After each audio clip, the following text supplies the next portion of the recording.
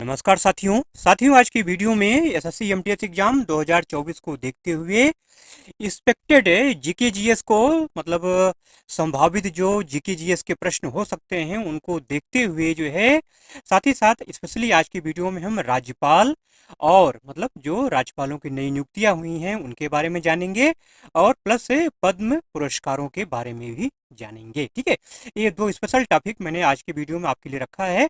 तो चलिए ज़्यादा समय न लेते हुए पहले हम जो संभावित क्वेश्चन हो सकते हैं कल के एग्जाम के लिए उनको पहले देख लेते हैं, उसके बाद फिर जो है आगे बात करते हैं। ठीक है, बात करते हैं पहले गंगूबाई हंगल का संबंध किस राज्य से है। ठीक है, बीच में आपकी जो गैपिंग थी, इस गैपिंग में कई सारे वीडियो मैंने आपके लिए अपलोड किया है एक्सपेक्टेड क्वेश्चन के ऊपर, ठीक है, संभावित क्वेश्चन के ऊपर, तो उनको जरूर से देखिएगा, उनसे क्वेश्चन निश्चित तौर पर आपके एग्जाम में आएंगे। ठीक है, तो बात करते हैं पहले क्वेश्चन की, गंगूबाई हंगल का संबंध किस राज्य से है। गंगूबाई हंगल के बारे में क्वेश्चन बार बार पूछा जाता है, हमेशा आता है, इसको आपको ध्यान में रखना है।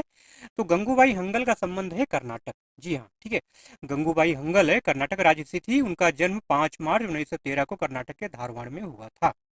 तो आपसे यहाँ से पूछा जाता है गंगूबाई हंगल का संबंध किस क्षेत्र से है। तो हिंदुस्तानी शास्त्रीय संगीत की ख्याल शैली की प्रसिद्ध गायिका थी गंगूबाई हंगल। ठीक है, अब यहाँ पे एक बात ध्यान देने की है, गंगूबाई हंगल का संबंध कर्नाटक से है, लेकिन ये किससे संबंधित है, हिंदुस्तानी शास्त्रीय संगीत की ख्याल शैली। ठीक है, देखिए दो शैलियां हैं, कर्नाटक संगीत शैली और हिंदुस्तानी शास्त्रीय संगीत शैली। ठीक है, तो गंगूबाई हंगल कर्नाटक की होते हुए भी हिंदुस्तानी शास्त्रीय संगीत की ख्याल शैली की गायिका हैं। ठीक, तो ये बात ध्यान देने की है। अब यहाँ से एक चीज और पूछा जाता है कि उनका घराना कौन सा था, उनका ताल्लुक किस घराने से था। तो गंगूबाई हंगल का संबंध किराना घराने से था, ये आपको ध्यान में रखना है, किराना घराना। ठीक है, कर्नाटक सरकार ने मैसूर में स्थित संगीत और प्रदर्शन कला विश्वविद्यालय का नाम गंगूबाई हंगल के नाम में रखा है, मतलब उसका नाम बदल कर उन्होंने क्या रखा है, कर्नाटक राज्य डॉक्टर गंगूबाई हंगल संगीत और प्रदर्शन कला विश्वविद्यालय। ठीक है, पुरस्कारों की अगर बात की जाए तो 1962 में आपको संगीत कर्नाटक संगीत नृत्य अकादमी पुरस्कार दिया गया। 1971 में आपको पद्म भूषण मिला था। 1973 में संगीत नाटक अकादमी पुरस्कार मिला। 96 में 1996 में संगीत नाटक अकादमी की सदस्यता आपको दी गई। 1997 में दीनानाथ प्रतिष्ठान पुरस्कार मिला। 1998 में मणिरत्न पुरस्कार मिला और 2002 में उन्हें पद्म विभूषण से सम्मानित किया गया। ठीक है, तो ये सारी बातें हो गई गंगूबाई हंगल के बारे में जो आपको ध्यान में रखना है। अगला प्रश्न है कि खर्चा उत्सव या खर्ची उत्सव में कितने देवताओं की पूजा की जाती है। इसका जो राइट आंसर है वो है 14। ठीक है, खर्चा उत्सव या खर्ची पूजा के दौरान 14 देवताओं की पूजा की जाती है। देवता हैं भगवान शिव, देवी काली, भगवान गणेश, भगवान कार्तिकेय, देवी लक्ष्मी, देवी सरस्वती, भगवान विष्णु, भगवान ब्रह्मा, भगवान यम, भगवान अग्नि, भगवान वायु, भगवान निरस्ती, भगवान वरुण और भगवान कुबेर।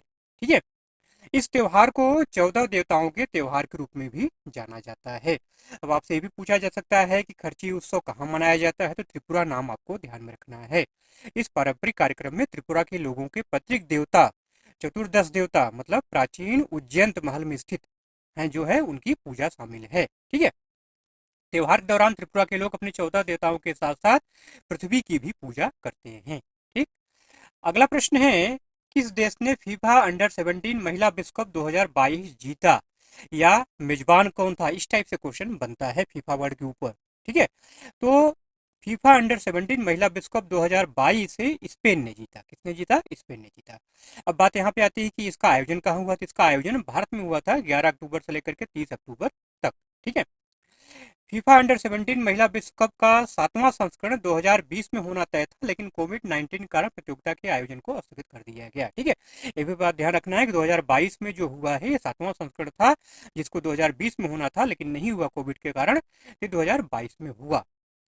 अब यहाँ पूछा जाता है भारत के कितने स्थानों पर आयोजित किया गया, तो 3 स्थान आपको ध्यान रखना है, एक भुवनेश्वर, दूसरा जो है गोवा और तीसरा नवी मुंबई। ठीक है, फाइनल कहाँ हुआ था, नवी मुंबई में हुआ था। फाइनल में स्पेन ने कोलंबिया को हराकर दूसरी बार खिताब अपने नाम किया। इसके साथ ही स्पेन ने उत्तर कोरिया की बराबरी कर ली। ठीक है, मतलब उत्तर कोरिया ने जो है दो बार खिताब जीता है, तो स्पेन ने भी 2 बार जीत क्या किया, उसकी बराबरी कर ली। ठीक, चलिए तो फीफा वर्ल्ड कप के बारे में कुछ जानकारी हो गई। अब बात कर लेते हैं पुस्तक के बारे में। अ सुटेबल बॉय की रचना है, बहुत महत्वपूर्ण क्वेश्चन है, इंपॉर्टेंट क्वेश्चन है, बार बार पूछा जाता है। विक्रम सेठ इसकी राइट आंसर है, इसका विक्रम सेठ। सुटेबल बाय विक्रम सेठ द्वारा लिखित एक उपन्यास, काफी बड़ा उपन्यास है, जो 1993 में प्रकाशित हुआ था। ठीक है, बंटवारा जो हुआ था बंटवारे पर आधारित है सुटेबल बॉय। अगला प्रश्न है कि अलमाटी बांध किस नदी पर स्थित है? कृष्णा नदी, इसको ध्यान रखना है। कृष्णा नदी कहाँ बहती है भैया? ये कर्नाटक के बीजापुर जिले में कृष्णा नदी पर बना है अलमाटी बांध। यह एक जल विद्युत परियोजना है जिसकी ऊंचाई 524.26 फुट है। ठीक है, अगला प्रश्न है कि बाबर के द्वारा काबुल पर कब अधिकार किया गया? 1504, आपको ध्यान में रखना है। ठीक है, 1504 में बाबर ने काबुल पर अधिकार किया था, कब्जा किया था। बाबर के बारे में अगर बात की जाए तो बाबर मुगल साम्राज्य का संस्थापक था। उसका जन्म कहाँ हुआ था? मध्य एशिया के वर्तमान में जिसको उज्बेकिस्तान हम बोलते हैं वहां पर जन्म हुआ था। बाबर ने 1526 में पानीपत के मैदान में दिल्ली सल्तनत के अंतिम सुल्तान इब्राहिम लोदी को हराया और दिल्ली और आगरा पर कब्जा कर लिया। ठीक है, क्वेश्चन बहुत महत्वपूर्ण है, पूछा जाता है बार बार। ठीक है, बाबर ने 1527 में खानवा युद्ध लड़ा, 1528 में चंदेरी, 1529 में घग्गर, इन सबको जीता उसने। जीत करके अपनी राजकीय सीमाओं को बढ़ाया। बाबर की मृत्यु कब हुई थी? 1530 आगरा में हुई थी। ठीक है, अगला प्रश्न है कि वन नेशन वन फर्टिलाइजर किस योजना के तहत लॉन्च किया गया था? तो प्रधानमंत्री जन उर्वरक परियोजना, इसको ध्यान रखना है। अब आपसे पूछा जा सकता है कब ये लागू किया गया था? तो 2 अक्टूबर 2022 ये आपको ध्यान में रखना है। ठीक है, ONOF, one nation one fertiliser, ONOF, one nation one fertiliser 2 October 2022 को लागू किया गया था। ठीक है, यह एक राष्ट्र एक उर्वरक योजना केंद्र सरकार द्वारा भारतीय जन उर्वरक परियोजना के एक भाग के रूप में एक राष्ट्र एक उर्वरक योजना की शुरुआत की गई। इस योजना के तहत भारत यूरिया बैग्स भी पेश किए गए। ठीक है, तो आप देखते होंगे यूरिया जो आ रही है उस पर क्या लिखा होता है? भारत लिखा होता है, तो भारत यूरिया बैग्स। अगला प्रश्न है कि 2011 की जनगणना के अनुसार किस राज्य की जनसंख्या वृद्धि सबसे कम दर्ज की गई? इसका जो राइट आंसर है वो है नागालैंड। ठीक है, 2011 की जनगणना के मुताबिक नागालैंड में सबसे कम जनसंख्या वृद्धि दर दर्ज की गई थी। नागालैंड में जनसंख्या वृद्धि दर -0.58% थी। नागालैंड भारत का एकमात्र ऐसा राज्य है जहां जनसंख्या में नकारात्मक वृद्धि दर्ज की गई थी। अगला प्रश्न है निम्नलिखित में से किसका संबंध कृषि से नहीं है? इसका जो राइट आंसर है वो है भारी उद्योग। ठीक है, भारी उद्योग तो है ही है। उसके देखिए सारी चीजें बता देता हूँ आपको। इसके अलावा जो भी चीज आपसे पूछी जाए कृषि संबंध उसका नहीं होगा। देखिए सीमेंट है, मत्स्य तेल निर्माण उद्योग है और लाइसेंस, ऐसे जो भी उद्योग है जिनको लाइसेंस लेना पड़ता है, तो ऐसे 3 प्रकार के उद्योग है ना, उनका संबंध कृषि से नहीं होता। इसके अलावा गैर कृषि गतिविधियां जो है जैसे डेयरी है, परिवहन है, कृषि प्रसंस्करण है, हस्तशिल्प है, घरेलू और साथ में ही गैर घरेलू छोटे पैमाने पर निर्माण है, भवन निर्माण है, खनन है, ये सब क्या है? गैर कृषि गतिविधियां हैं। इनका संबंध भी कृषि से नहीं है। ये सारी चीजें आपको ध्यान में रखनी है। इसके अलावा जो भी आता है वो संबंध कृषि हो जाएगा, बाकी चीजें क्या है? कृषि संबंधित नहीं है। अगला प्रश्न है कि छत्तीसगढ़ राज्य का लोक नृत्य कौन सा है? छत्तीसगढ़ राज्य का लोक नृत्य कौन सा है? राउत, कजरी, गेडी, पंथी, ऐसे। हाँ, सबसे जो प्रसिद्ध नृत्य है जो अक्सर पूछा जाता है वो है पंडवानी। छत्तीसगढ़ राज्य का सबसे प्रसिद्ध नृत्य नाटक है पंडवानी। पंडवानी के बारे में पूछा जाता है पंडवानी किस पर आधारित है? पंडवानी महाकाव्य महाभारत पर आधारित है। इसे लोक बैले के नाम से भी जाना जाता है। ठीक है, अब छत्तीसगढ़ के लोक नृत्यों की अगर बात की जाए तो राउत नाचा है, पंथी है, सुआ है, कर्मा है, चंदैनी है, गेड़ी नृत्य है, परब नृत्य है, दुरला है, हुल्की है, मांदरी है, ककसार है।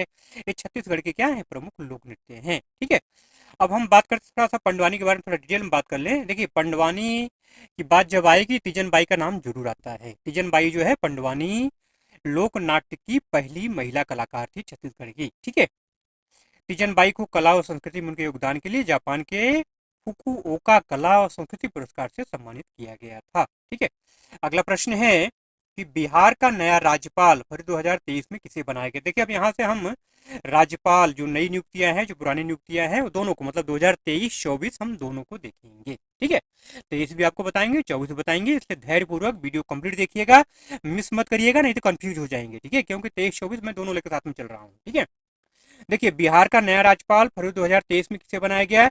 तो राजेंद्र विश्वनाथ अर्लेकर। ठीक है, 17 फरवरी 2023 को राजेंद्र विश्वनाथ अर्लेकर ने बिहार के 21वें राज्यपाल के रूप में शपथ ली। ठीक है, अब पूछा जाए किसका स्थान उन्होंने लिया था? तो उन्होंने राज्यपाल फागू चौहान का स्थान लिया। ठीक है, ये बात होगी। अभी भी वर्तमान में राजेंद्र विश्वनाथ अर्लेकर बिहार के राज्यपाल हैं। ठीक है, अगला प्रश्न है कि फरवरी 2023 में मेघालय का नया राज्यपाल किसे नियुक्त किया गया है। ठीक है, तो राज्य के जो पहले पूर्णकालिक राज्यपाल थे वो थे ए रहीम। ठीक है, उन्होंने 27 जुलाई 1989 से 8 मई 1990 तक सेवा की। वर्तमान राज्यपाल की अगर बात करें तो फागू चौहान है, जो 18 फरवरी 2023 से इस पद पर है। इससे पहले उन्होंने बिहार के राज्यपाल के रूप में कार्य किया था, अभी ऊपर मैंने आपको बताया है। ठीक है, सिक्किम के वर्तमान राज्यपाल कौन है? लक्ष्मण प्रसाद आचार्य। सिक्किम के वर्तमान आचार्य लक्ष्मण प्रसाद आचार्य को असम का नया राज्यपाल नियुक्त किया गया है और उन्हें मणिपुर का अतिरिक्त प्रभार भी दिया गया है। जबकि पूर्व सांसद सी एच विजयशंकर मेघालय के राज्यपाल के रूप में कार्य करेंगे। ठीक है, ये टोटल 2024 को बता रहा हूँ आपको, अभी जो बता रहा हूँ मैं आपको। राष्ट्रपति द्रौपदी मुर्मू ने जुलाई 2024 में विभिन्न राज्यों में राज्यपालों की नियुक्ति की। महाराष्ट्र विधानसभा के पूर्व अध्यक्ष हरिभाऊ किशनराव बागड़े को राजस्थान का राज्यपाल नियुक्त किया गया है। त्रिपुरा के पूर्व मुख्यमंत्री जिष्णुदेव वर्मा तेलंगाना के राज्यपाल होंगे। राजस्थान से पूर्व राज्यसभा सांसद ओम प्रकाश माथुर को सिक्किम का और पूर्व केंद्रीय मंत्री संतोष कुमार गंगवार को झारखंड का राज्यपाल नियुक्त किया गया है। असम से पूर्व लोकसभा सांसद रामेन डेका को छत्तीसगढ़ का और कर्नाटक के पूर्व मंत्री सी एच विजयशंकर को मेघालय का राज्यपाल बनाया गया है। झारखंड के वर्तमान राज्यपाल सीपी राधाकृष्णन महाराष्ट्र के राज्यपाल होंगे। असम के वर्तमान राज्यपाल गुलाब चंद कटारिया को पंजाब का राज्यपाल और केंद्र शासित प्रदेश चंडीगढ़ का प्रशासक नियुक्त किया गया है। ठीक है, सिक्किम के वर्तमान राज्यपाल लक्ष्मण प्रसाद आचार्य को असम का भी ऊपर बताया था, फिर आपको बता रहा हूं मैं, ध्यान दीजिएगा इस बात को। सिक्किम के वर्तमान राज्यपाल लक्ष्मण प्रसाद आचार्य को असम का राज्यपाल नियुक्त किया गया है और उन्हें मणिपुर का क्या अतिरिक्त कार्यभार भी प्रदान किया गया है। ठीक है, पूर्व भारतीय प्रशासनिक सेवा के अधिकारी के कैलाशनाथ को पुडुचेरी का राज्यपाल नियुक्त किया गया है। ठीक है, तो ये 2023-24 की नियुक्तियां, 2024 में जो नई नियुक्तियां हुई हैं, ठीक है, करीब 6-7 नियुक्तियां नई हुई हैं, तो मैं भी आपको बता दिया। ठीक है, बीच में आगे बताता रहूंगा। अब देखिए अगला क्वेश्चन है कि मणिपुर के राज्यपाल एल ए गणेशन को कहाँ का नया राज्यपाल बनाया गया है। ये 2023 का क्वेश्चन है, 2023 का बता रहा हूँ मैं आपको। नागालैंड, 2023 की अगर बात करेंगे तो नागालैंड की बात होगी। ठीक है, अच्छा, राज्यपाल की नियुक्ति कौन करता है भैया? राज्यपाल की नियुक्ति राष्ट्रपति द्वारा की जाती है। कितने वर्षों के लिए? 5 वर्षों के लिए की जाती है। और इस बीच में राज्यपाल को क्या करता है? राष्ट्रपति हटा भी सकता है। राज्यपाल बनने की योग्यता कितनी होती है? 35 वर्ष होती है। सारी बातें पिछले वीडियो में मैंने आपसे चर्चा किया था, डिटेल में नहीं जाऊंगा, उसको आप देख लीजिएगा। मणिपुर के वर्तमान राज्यपाल कौन है? लक्ष्मण प्रसाद आचार्य हैं। ये अतिरिक्त प्रभार इनके पास है। ठीक है, अच्छा, यहाँ से क्वेश्चन और याद दिला दूं आपको, पूछा जाता है कि एक ही व्यक्ति क्या 2 राज्यों का राज्यपाल हो सकता है? हाँ, हो सकता है। इसका उदाहरण आपके सामने है, जैसे लक्ष्मण प्रसाद आचार्य क्या हैं, ये असम के तो है ही हैं, साथ में मणिपुर के भी है। मणिपुर का अतिरिक्त प्रभार इनके पास है। ठीक है, तो 31 जुलाई 2024 को राष्ट्रपति ने इनकी नियुक्ति की है। अगला प्रश्न है कि लद्दाख का नया उपराज्यपाल किसे बनाया गया है? Retired brigadier doctor B D Mishra. ठीक है, भारतीय सेना के पूर्व ब्रिगेडियर और अरुणाचल प्रदेश के वर्तमान राज्यपाल बी डी मिश्रा को लद्दाख का एलजी नियुक्त किया गया है। इसके पहले कौन थे? पहले राज्यपाल कौन थे लद्दाख के? तो थे राधा कृष्णन माथुर। ठीक है, अगला प्रश्न है कि 2023 में विश्वभूषण हरिचंदन को कहाँ का नया राज्यपाल बनाया गया है? तो छत्तीसगढ़, आपको ध्यान में रखना है। ठीक है, छत्तीसगढ़। उन्होंने किसका स्थान लिया? उन्होंने अनुसुईया उइके का स्थान लिया। विश्वभूषण हरिचंदन वर्तमान में आंध्र प्रदेश के राज्यपाल हैं। ठीक है, 2023 की बात कर रहा हूं मैं आपको। अब 2024 की अगर बात की जाए, 2024 में राष्ट्रपति द्रौपदी मुर्मू ने रमेन डेका को छत्तीसगढ़ का नया राज्यपाल नियुक्त किया है। पहले कौन थे? विश्वभूषण हरिचंदन, उनकी जगह कौन आए हैं? रमेन डेका। ठीक है, रमेन डेका अब विश्वभूषण हरिचंदन की जगह लेंगे। ठीक, तो 23-24 दोनों में आपको बता रहा हूँ, ध्यान से देखिएगा, चीजों को समझिएगा, नहीं तो कंफ्यूज हो जाएंगे। ठीक है, अगला प्रश्न है कि 2023 में मणिपुर का नया राज्यपाल किसे बनाया गया है? अनुसुईया उइके। ठीक है, देखिए अनुसुईया उइके अभी वहां थी, वहां से फिर यहाँ पे आई है।